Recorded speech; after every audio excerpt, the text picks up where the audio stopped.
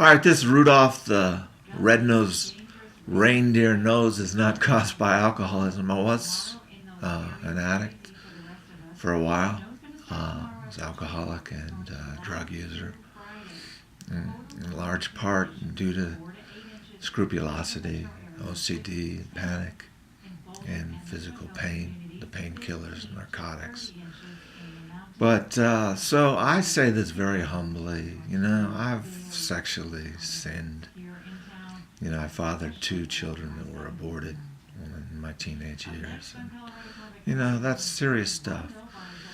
But I haven't received forgiveness by massive prayers, the absolution of sin from a priest, or doing a dance, or received forgiveness by asking for it and then maybe trying to help somebody else. In my case, it's birth control in Africa or China, where there's infanticide.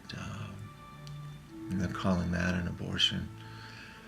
But on the Protestant side, on a very sober note, Jim Dobson has been kicked to the curb from Focus on the Family, and I thought he got really toxic his last 10 years, just into scrupulosity and definite OCD and claiming he was persecuted. I know someone who did his hair and his makeup for his films, and he was literally paranoid about touching, talk about OCD, paranoid about anybody touching his comb over, and he'd have to run home and redo it.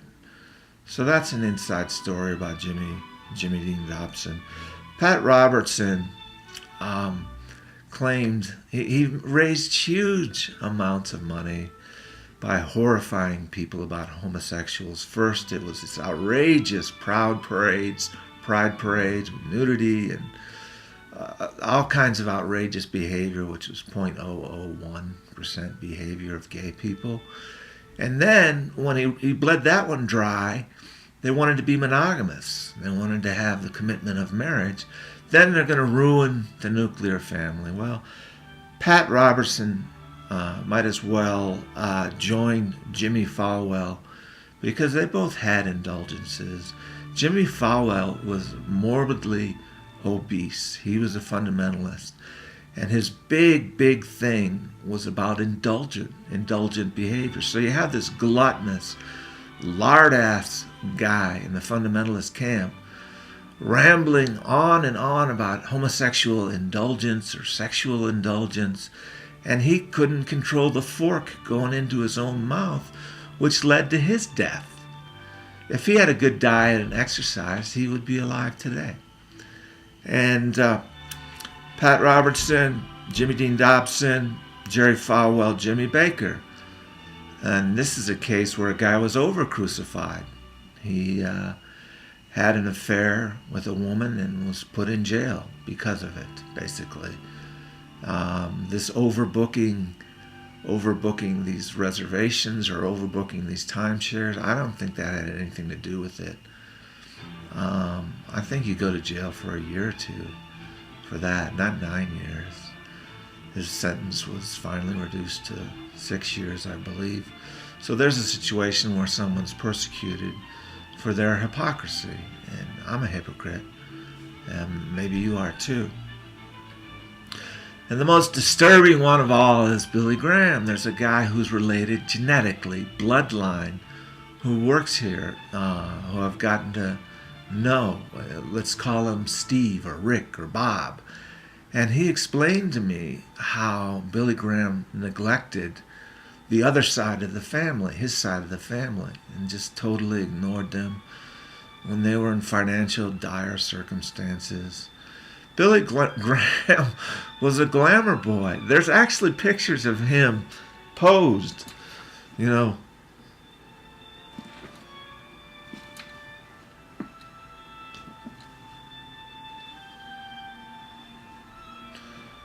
this bizarre position of glorified evangelical that he was, and not supporting his own family. Ruth Graham was sick for a long time.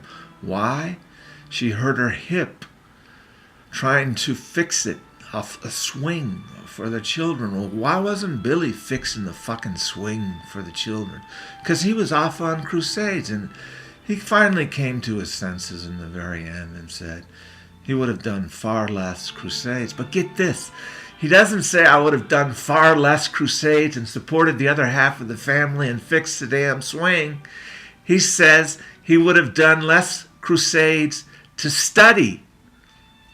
And that's totally whacked, totally crazy. So Ruth Graham suffered through it all. So she has this horrific hip injury that lasted the rest of her life, put her in bed, and eventually contributed heavily to killing her because her husband was a workaholic and had OCD himself. All right, 6 minutes again. Fuck me, fuck my dog.